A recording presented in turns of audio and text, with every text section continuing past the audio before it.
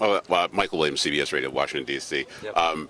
This year, second time winning the Masters. The last time you hit one of the most iconic shots in golf history. This year, you got to walk up 18. What was it like walking up 18? What are the feelings that were going through you? You know, I wanted to start tearing up. I wanted to start thinking about everything. I wanted to start celebrating, I guess you'd say. But at the same time, it's one of those things I've always been taught. You got to finish what you're doing, and so my caddy was all over me. He was like, finish what you're doing. Just go ahead and putt out. Then do whatever you want to do. I don't care what you want to do after you putt out, but putt out first. And so that's what that was the main thing.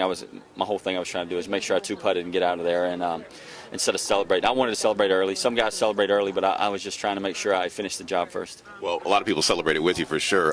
You become one of the most popular players in the game, obviously, and there's a lot of money and a lot of thought that's being invested in trying to grow the game, get people to play the game more. What do you feel is your role as an ambassador for the game and getting more people more interested in the game of golf in general? I think in any sport, any athlete, any professional athlete in any sport, your whole thing is to grow the game. It's about teaching young kids, growing the game, making the sport better.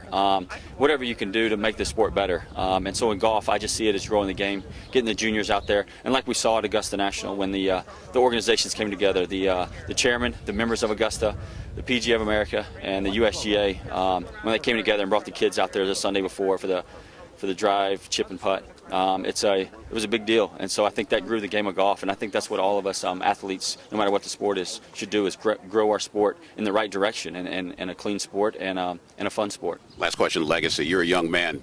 You're putting yourself on a track for a Hall of Fame career.